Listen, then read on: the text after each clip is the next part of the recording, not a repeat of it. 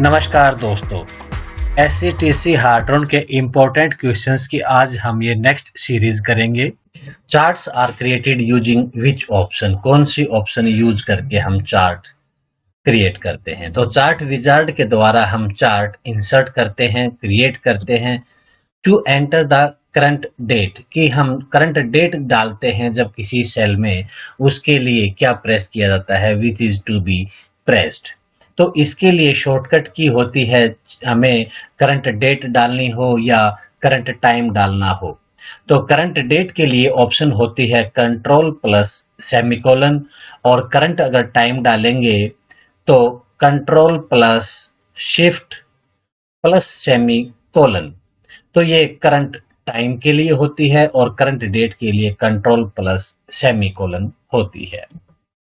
Dash is a number you will use in calculation in a spreadsheet, कि spreadsheet में जब हम calculation करते हैं तो इस स्प्रेडशीट का संबंध, जब कभी भी कोई भी क्वेश्चन अकाउंटेंट से रिलेटेड पूछा जाता है कि अकाउंटेंट किस आधार पर क्या यूज करके अपने कैलकुलेशंस करता है, तो वहां पर आंसर स्प्रेडशीट होता है। तो जब कभी भी हम कैलकुलेशन करते हैं तो हम कैलकुलेशन किसी वैल्यू की ही कर सकते हैं, इसलिए हमारा answer value. If you want that a slide go forward automatically after a stipulated time, then click on check box in slide group of transition in animation tab, कि हम एनिमेशन टैब में किस चेक बॉक्स को automatically slide आने के लिए click करेंगे। तो जो हमारा एनिमेशन टैब में राइट साइड में कॉर्नर में ऑटोमेटिकली आफ्टर वाली ऑप्शन है, वहां पर जो चेक बॉक्स दिया है यहाँ पर क्लिक करेंगे तो टाइम भी सेट कर सकते हैं कि कितने समय के बाद जो नेक्स्ट स्लाइड आनी है वो आए। तो ऑप्शंस हमारी होगी ऑटोमेटिकली आफ्टर, इस चेक बॉक्स को हम क्लिक करेंगे। Dash is a collection of data that is stored electronically as a series of records in a table, की टेबल में जो रिकॉर्ड किया जाता है सीरीज डेटा की और इलेक्ट्रॉनिकली सेव किया जाता है, तो वो स्प्रेडशीट होती है, जो अभी हम बात कर रहे थे कि इसमें कैलकुलेशन होती है। A hyperlink is added to your worksheet by pressing, तो हाइपरलिंक के लिए जो शॉर्टकट दिया गया है वो हम के यूज करते हैं। तो कंट्रोल प्लस के, किसी भी में जब हमें हाइपरलिंक डालना होता है, हाइपरलिंक डालने के लिए हो सकता है हम कोई फाइल का हाइपरलिंक क्रिएट कर दें, या हो सकता है किसी वेबसाइट को भी हाइपरलिंक कर दें कि यहाँ से क्लिक करते ही वो वेबसाइट खुले। तो यहाँ पर हम हाइपरलिंक ऐड कर सकते हैं। In Excel name box is shown where, कि एक्सेल में जो नेम बॉक्स है वो कहाँ शो होता है। तो हमारा जो फॉर्मूला बार होती है उसके लेफ्ट साइड में एक बॉक्स होता है, तो वहां पर नेम बॉक्स शो होता है, appears to the left of the formula bar. और जब किसी भी सेल में कोई भी जो एंट्री हमने की है, डेटा डालना हुआ है, वो फॉर्मूला बार में शो होता है और उसके लेफ्ट साइड में होता है name box. Which one is associated with table row in Excel program, कि एक्सेल प्रोग्राम में जो टेबल रो के साथ में जो एसोसिएटेड है वो क्या है, नंबर्स। कि जब कभी भी हम इस एसोसिएटेड की बात करेंगे विद टेबल रो, की टेबल की जो रो है उसमें एक्सेल प्रोग्राम में, तो वो नंबर रहता है। Which bar is used for opening and closing, कि हम ओपनिंग और क्लोजिंग के लिए कौन सी बार यूज कर सकते हैं। फाइल इन एक्सेल, एक्सेल की फाइल अगर होती है उसको ओपनिंग करना है, क्लोज करना है, तो वो जो टाइटल बार होती है, टाइटल बार को यूज करके ही हम उस फाइल को ओपन या क्लोज करते हैं। If cell D1 contains 20 cell, कि हमारा जो सेल D1 है उसमें 20 सेल्स हैं और D2 कंटेन्स 30, कि D1 जो है हमारा जब टेबल है कोई, उस टेबल में D कॉलम और फर्स्ट रो, तो D1 उसमें 20 है, और D2 सेकेंड रो और इस डी कॉलम में ही यहाँ पर 30 है। Cell D3 contains the formula, और जो थर्ड रो है डी कॉलम की, उसमें फार्मूला लगा दिया D1 प्लस D2 की D1 और D2 दोनों का टोटल हो जाएगा, तो 20 प्लस 30 यहाँ पर इसका जो फॉर्मूला काम करेगा 50 हो जाता है। यही इस क्वेश्चन में कहा गया है कि जो D3 विल डिस्प्ले 50 की, क्योंकि इसका सम 50 हो जाता है। अब कंडीशन की चेंज कर दी कि if cell D1 has its value changed to 12, अगर ये D1 जिसमें 20 था अगर ये 12 हो जाती है, then D3 will now display, तो D3 में भी क्या आएगा, क्योंकि हमारी वैल्यू जब यहाँ पर 20 थी तब 50 आया था। अब इसमें से 8 कम होकर यहाँ पर जब 12 की एंट्री हो जाएगी तो जो टोटल है 50, इसमें से भी 12 माइनस होकर हमारा 42 आएगा, तो answer will be 42।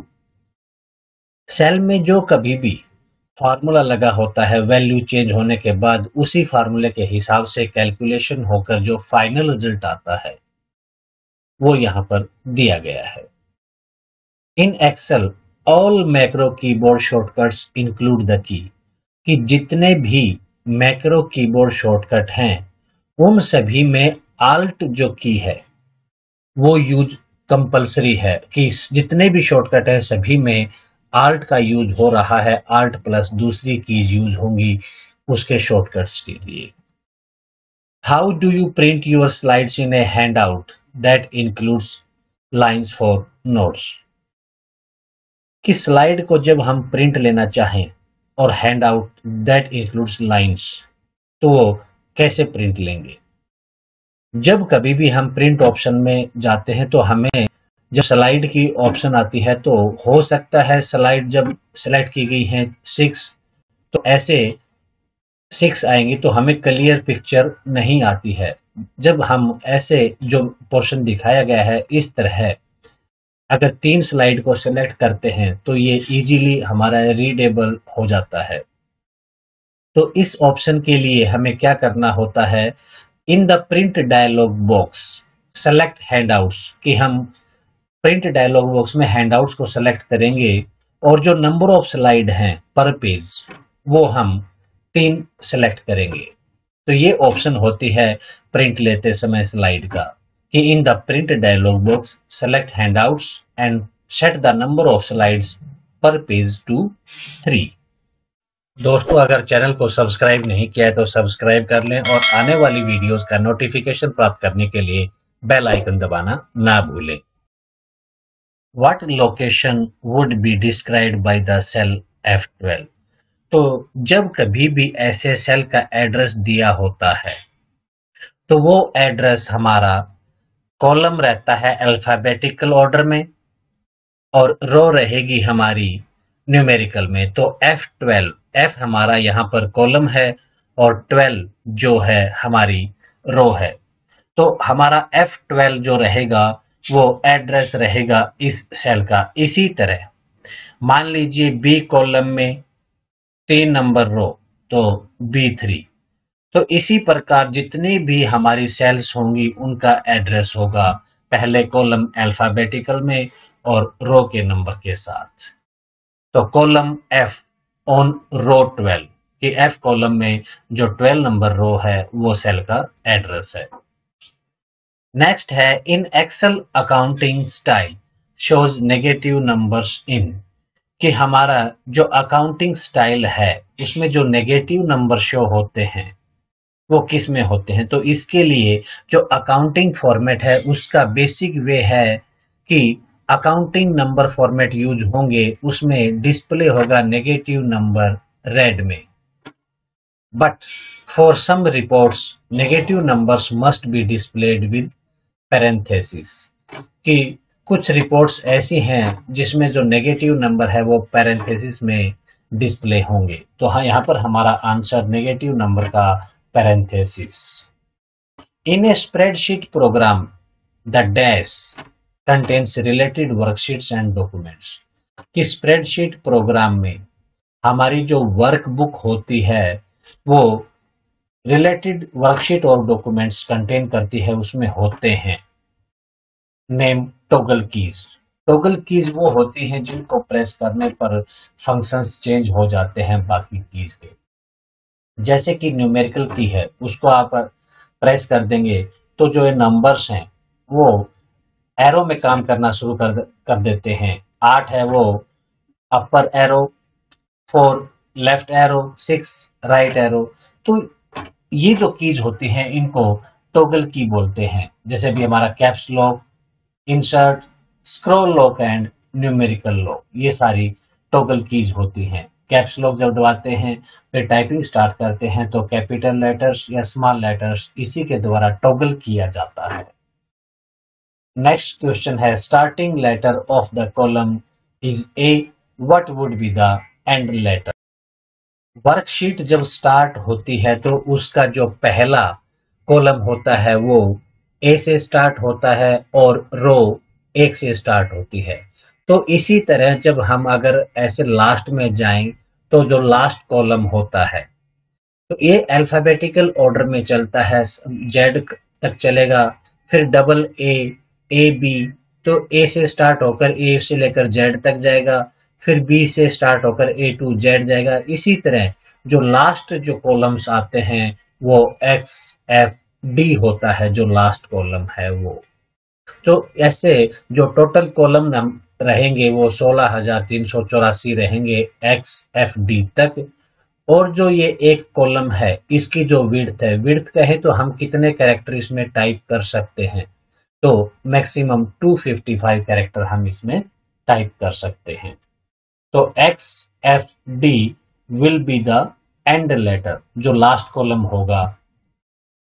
Special effects used to introduce slides in presentation, कि जब प्रेजेंटेशन देते हैं तो उसमें जो स्पेशल इफेक्ट्स हैं कि स्लाइड कैसे आएगी, फिर जो हमने जो टाइप किया है या फिर कोई इमेज डाली है वो इमेज कैसे एंटर करेगी या एग्जिट करेगी, या जो एनिमेशन है उसी में हम ये सारी चीजें जो स्पेशल इफेक्ट हैं प्रेजेंटेशन में वो इंट्रोड्यूस करते हैं स्लाइड में।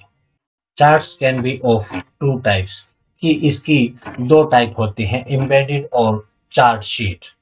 कि इन एम्बेडेड और चार्ट शीट की हम डेफिनेशन देख लेते हैं कि एम्बेडेड चार्ट क्या होता है और चार्ट शीट क्या होता है। तो एम्बेडेड चार्ट वो होता है कि जब कभी भी वर्कशीट जिसमें वो क्रिएट किया गया है वो उसी में सेव हो जाता है, उसी का ही एक पार्ट होता है, तो एम्बेडेड चार्ट। और जो चार्ट शीट है कि ये एक अलग ही शीट होती है और उसका नाम भी अलग होता है, वो उसी वर्क बुक में सेव होती है। तो चार्ट शीट अलग से एक शीट होती है जिसमें चार्ट होते हैं। एम्बेडेड चार्ट उसी चार्ट वर्कशीट में ही चार्ट क्रिएट होते हैं।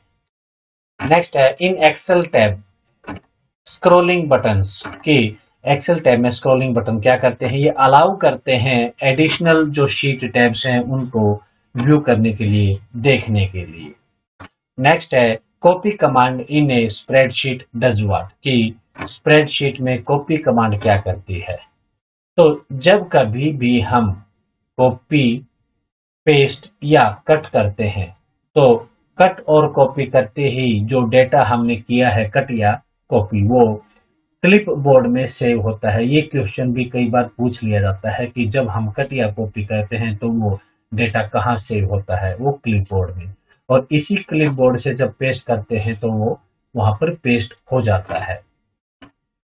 तो जब कभी कोई सेल होती है एक्सेल में तो उसमें चाहे फार्मूला हो या कोई और डेटा हो या न्यूमेरिकल जो भी है उसी को कॉपी कर लेती है कॉपी कमांड। तो copies formula giving a special treatment in order to handle different types of addresses. Next question है the function at the rate round 1441.45, कि एट द रेट राउंड, की राउंड ऑफ करना है। तो राउंड ऑफ करते समय यहाँ पर जो दिया गया है कि ये हम नेक्स्ट 100 में करेंगे कि 0.45 दिया, ये 45 है कि 41.45।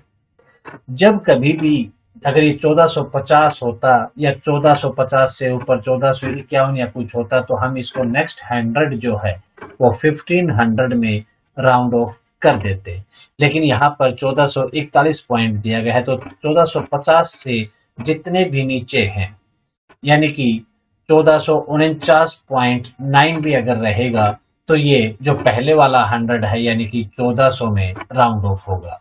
तो ये लास्ट का जो हमें राउंड ऑफ करना है नियरेस्ट 100 में, हम देखते हैं इसको, तो हमारा आंसर होगा 1400। When a new information is entered into the active cell, कि जो एक्टिव सेल है, अगर उसमें जब हम कोई भी नई इंफॉर्मेशन करते हैं तो the program is in mode, कि किस मोड में होता है।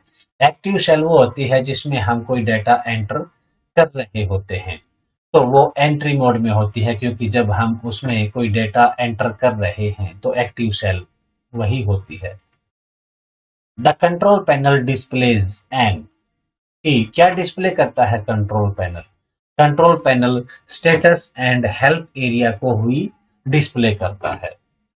हमारा नेक्स्ट क्वेश्चन है, टू प्रिंट ए वर्कशीट, एक वर्कशीट को प्रिंट करने के लिए हम वन मस्ट क्या करना चाहिए कि specify the range of cells, कि जब कभी भी हम वर्कशीट में सेलेक्ट करते हैं किसी एरिया को शिफ्ट और एरो या माउस का बटन दबाकर, तो वर्कशीट तो वैसे पूरी है, लेकिन हमें जो प्रिंट करना है हम उतने एरिया को, जैसे यहाँ सेलेक्ट किया है हमने इतने एरिया को, कि हमें इतने का ही प्रिंट चाहिए, तो जितना एरिया हमने सेलेक्ट किया है इसको हम रेंज बोलते हैं। तो जितनी भी यहाँ पर सेल्स हैं उनको हमने सेलेक्ट किया है, इस रेंज को, इसको स्पेसिफाई करना होता है, सेलेक्ट करके बताना होता है कि हमें इतने का ही प्रिंट चाहिए। तो to print a worksheet one must specify the range of cells, कि हमें सेलेक्ट करना है वो एरिया कि कितना प्रिंट करना है।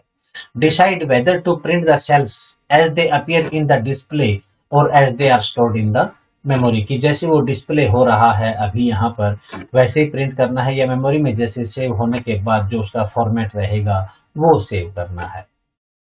नेक्स्ट क्वेश्चन है, address of first cell in worksheet. अभी थोड़ी देर पहले हमने F12 जो एड्रेस देखा था कि F कॉलम था और रो नंबर थी 12, तब इसका सेल का एड्रेस हुआ था F12। तो उसी तरह जब कोई भी वर्कशीट है तो उसका जो फर्स्ट होगा, फर्स्ट सेल है, तो सबसे पहले हमारा जो कॉलम होगा वो A होगा और रो होगी वो 1 होगी, तो हमारा एड्रेस F1 हो जाएगा। Option is A1, sorry not F1, क्योंकि हमारा जो कॉलम था वो A था, हम F का एग्जांपल ले रहे थे इसलिए F फ्रंट शीट हो गया। तो सबसे पहला कॉलम A और सबसे पहली रो होती है 1, इसलिए हमारा पहला सेल A1। नेक्स्ट है, a keyword menu bar is usually activated by, कि जो कीवर्ड मेनू है उसको एक्टिवेट कैसे किया जाता है? बाय टाइपिंग ए स्लैश, कि जो ऊपर मेनू दिए गए हैं उनको एक्टिवेट करना है, तो हम जैसे ही सेल में स्लैश टाइप करते हैं तो ऊपर जो मेनू दिए गए होते हैं वहां पर अल्फाबेट भी शो हो जाते हैं कि क्या प्रेस करने पर हमारा जो शॉर्टकट की बोल सकते हैं इसको स्लैश ऐसे करने के बाद वो एक्टिवेट हो जाते हैं, और जो ऊपर नंबर दिए गए हैं उसको एंटर करते ही वही फंक्शन यहाँ पर लागू हो जाता है। चलिए मैं आपको एग्जांपल एक्सेल शीट में दिखा देता हूं इसके। जब कभी भी हम एक्सेल में किसी भी सेल में जब स्लैश टाइप करते हैं तो ऊपर हमारे जो मेन्यूज हैं वो एक्टिवेट हो जाते हैं। होम के लिए H, इंसर्ट के लिए N, पेज लेआउट P और formulas M, data A, review R, view W end developer L। हो सकता है आपको यहाँ वीडियो में दिखाई ना दे रहा हो, लेकिन आप कभी भी एक्सेल को खोलकर एक स्लैश टाइप करके देखिए, आपको ऊपर मेन्यूज एक्टिवेट आपको दिखाई देंगे। ए typical spreadsheet software allows at least dash columns, कि मिनिमम कितने कॉलम होंगे? तो स्प्रेडशीट जो होती है हमारी उसमें 256 कॉलम्स, एटलीस्ट इतने कॉलम तो उसमें होंगे। नेक्स्ट है, typing A slash is the normal way of entering dash, कि क्या एंटर करने के लिए हम स्लैश टाइप किया करते हैं। तो अभी हम बात कर रहे थे कि जैसे ही हम किसी सेल में स्लैश टाइप करते हैं तो ऊपर जो हमारी बार होती हैं, जो हमारी कमांड्स हैं, वो एक्टिवेट हो जाती हैं। तो पीछे क्वेश्चन एक्टिवेट का था कि कैसे एक्टिवेट होती हैं, तो स्लैश से एक्टिवेट हो जाती हैं। अब पूछा है कि स्लैश टाइप करने से क्या होगा, क्या एंटर हो जाएगा, way of entering A command. जब हम कोई कमांड एंटर करना चाहते हैं तो उस वक्त स्लैश को टाइप करते हैं। नेक्स्ट क्वेश्चन है ए रेंज ऑफ सेल्स में बी, कि सेल्स की रेंज क्या होती है। अभी हम जो बात कर रहे थे कि रेंज होती क्या है, जैसे हमारी ये एक सेल है या फिर जितनी भी सेल्स हैं उन सभी को हम सेलेक्ट कर लेते हैं और ये पूरी हमारी वर्कशीट है। तो इस वर्कशीट में जितना हमने सेलेक्ट किया है सेल्स को, वो हमारी रेंज होती है। तो ये रेंज एक सेल की भी हो सकती है या पूरी सभी सेल्स की भी हो सकती है, या हम जितना कोई सेलेक्ट करना चाहें, कोई रेक्टेंगल एरिया है या स्क्वायर एरिया जो भी है। वैसे नॉर्मली सेल्स हैं वो रेक्टेंगल साइज में होती हैं, तो इसलिए जब हम कभी भी एक रेंज सेलेक्ट करते हैं तो वो रेक्टेंगुलर शेप में ही होती है। तो ये एक सिंगल सेल भी हो सकती है, एक एंटायर रो भी हो सकती है कि पूरी रो को ही सेलेक्ट किया जाए तो वो रेंज हो जाती है। रेक्टेंगुलर रीजन्स ऑफ सेल्स, कि कई सेल्स को सेलेक्ट करें तो रेक्टेंगुलर रीजन बन जाता है। If name profit is assigned to cell D5, तो हमारा डी कॉलम और 5 नंबर जो रो है वहां पर अगर वो प्रॉफिट असाइन किया जाता है तो then the value of D5, कि ये इसका एड्रेस है और ये प्रॉफिट बताया इसने कि ये D5 है, ये प्रॉफिट है। तो इस D5 में जो वैल्यू है वो क्या होगी, तो जब इसको असाइन किया गया है कि D5 है वो हमारा प्रॉफिट है, तो D5 की जो वैल्यू है वो प्रॉफिट ही होगी। क्वेश्चन थोड़ा घुमा के दिया है, कुछ खास नहीं है, लेकिन बस ये बोला कि D5 असाइन किया गया है प्रॉफिट, तो वैल्यू ऑफ D5 क्या होगी, तो वो प्रॉफिट ही होगी। The address of a cell at 20th column and 30th row is, generally हमारा जो अल्फाबेट होता है वो हमारा कॉलम होता है। तो 27th कॉलम 26 तक हमारा जेड आ जाता है, XYZ। ये हमारा जो कॉलम है 26 है।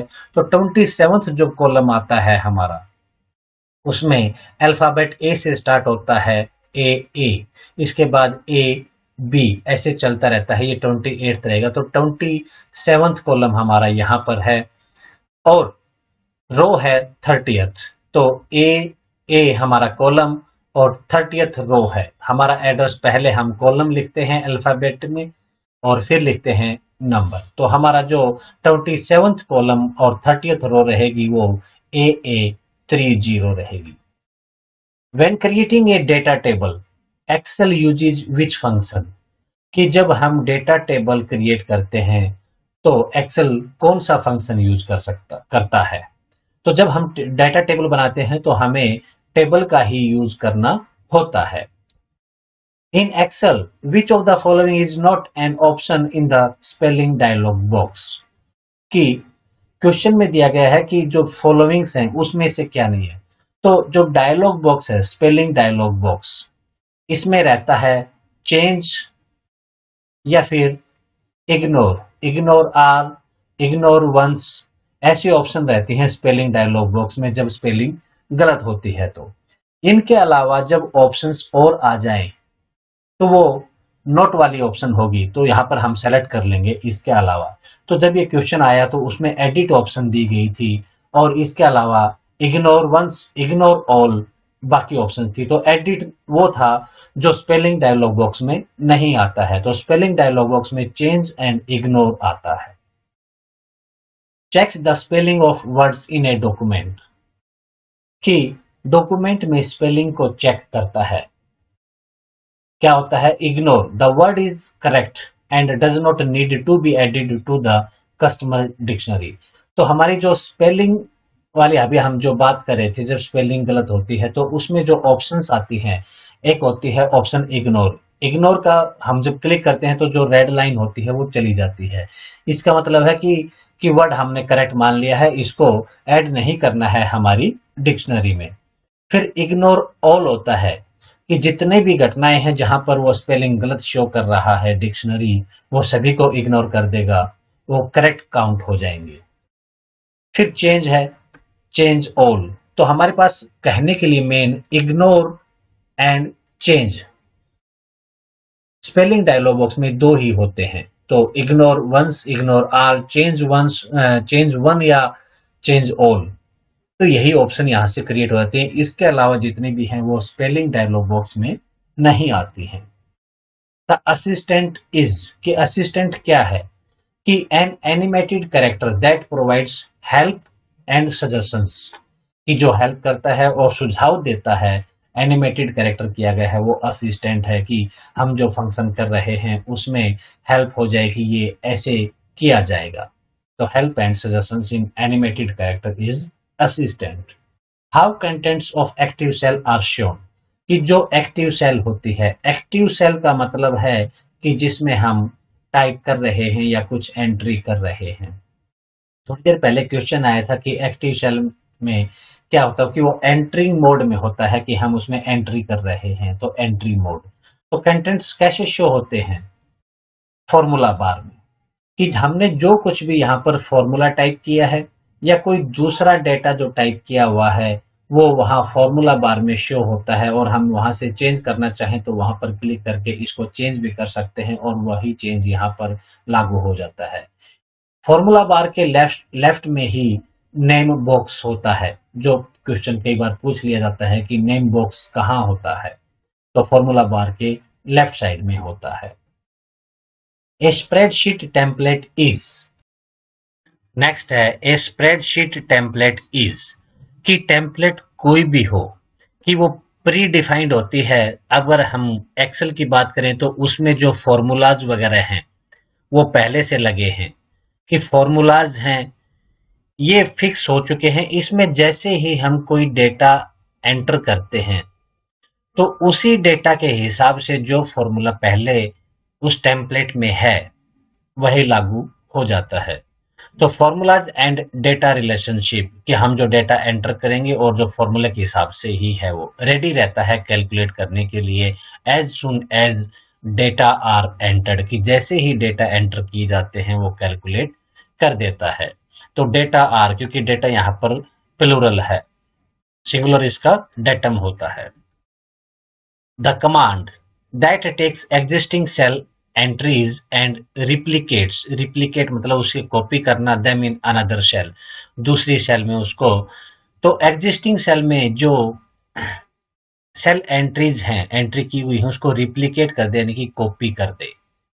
Next question, the formula in cell B5 is +A4 +C3, कि ये फॉर्मूला है B5 में और this is copied to D8, what will be the formula in D8।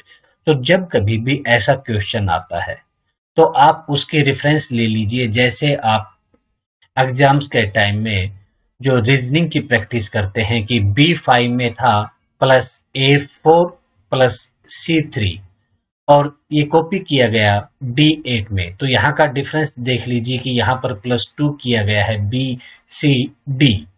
तो उसी तरह जितने भी अल्फाबेट हैं, कॉलम्स हैं, उनमें हम +2 कर देंगे। तो ऐसा फार्मूला कभी भी निकालना हो कि नई सेल में कॉपी करने के बाद क्या होगा, तो ए से यहाँ पर C आ जाएगा और CDE।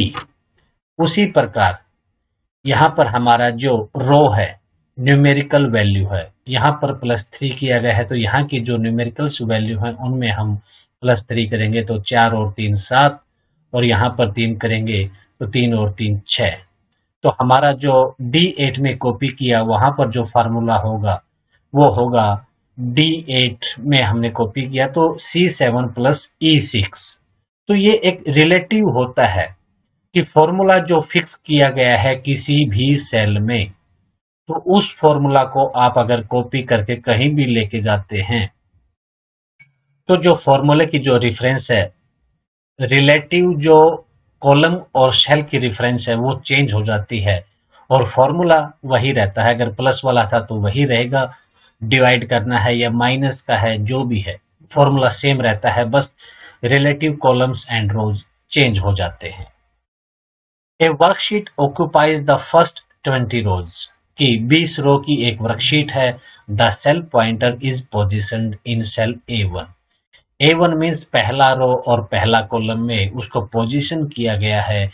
If we press and की, अगर हम एंड की दबा देते हैं, फॉलोड बाय डाउन एरो, कि हमने पहले तो एंड की प्रेस की, उसके बाद डाउन एरो अगर प्रेस किया है तो it moves the cell pointer to, कि सेल पॉइंटर कहाँ जाएगा। तो कितने ही रोज की वर्कशीट हो, जैसे ही हम एंड प्रेस करते हैं और उसके बाद डाउन एरो प्रेस करते हैं, तो जो लास्ट होता है वो कितनी भी ही सेल्स क्यों ना हो, तो सबसे नीचे एंड में चले जाता है। तो यहाँ पर 20 रोज की बात कर रहा है वो, तो एंड और followed by down arrow press करने पर जो 20 रो थी लास्ट है, तो रो 20 पर हमारा वो पॉइंटर चला जाएगा। नेक्स्ट है in Excel following term describes explanatory text attached to a cell, कि किसी एक सेल में जो अटैच्ड एक्सप्लेनेटरी टेक्स्ट होता है, एक्सप्लेनेटरी मतलब जो एक्सप्लेन करे कि इस सेल में जो डेटा एंटर किया गया है वो किससे संबंधित है या उसके बारे में कोई भी इंफॉर्मेशन दे। तो यहाँ हमारे कॉर्नर में एक टिक मार्क सा लगा होता है, जैसे ही हम इसके ऊपर पॉइंटर ले जाते हैं तो ये शो कर देता है जो इसके बारे में ये कुछ कहा गया हो, तो इसको हम कहते हैं कमेंट, कि इसके बारे में कुछ भी बताया गया है। तो ये एक्सप्लेनेटरी टेक्स्ट है, इसका शॉर्टकट भी होता है।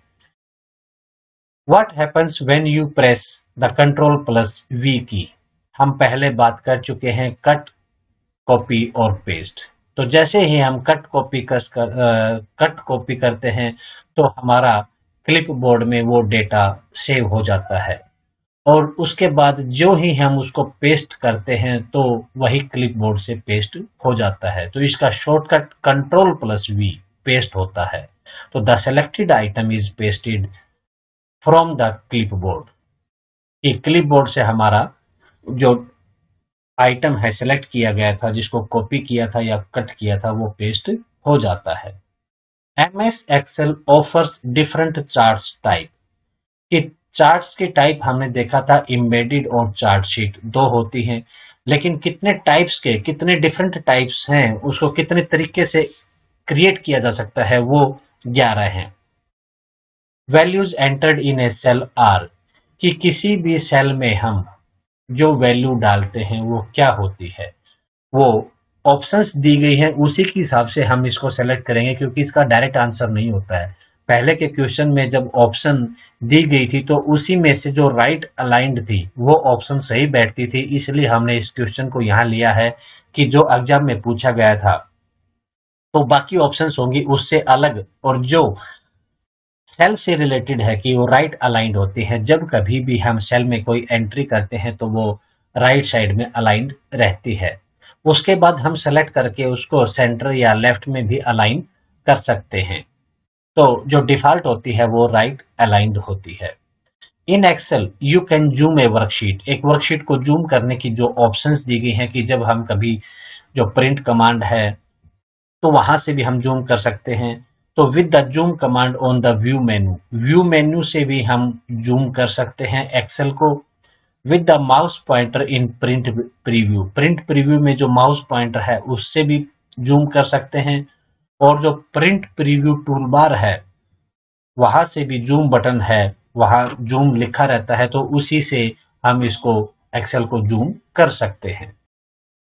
नेक्स्ट क्वेश्चन है in Excel if you press dash the cell accepts your typing as its contents, जब किसी सेल में हम कुछ टाइप कर रहे होते हैं तो उसके बाद जैसे ही एंटर प्रेस कर दिया जाता है तो वो सेल इन डेटाज को ले लेती है।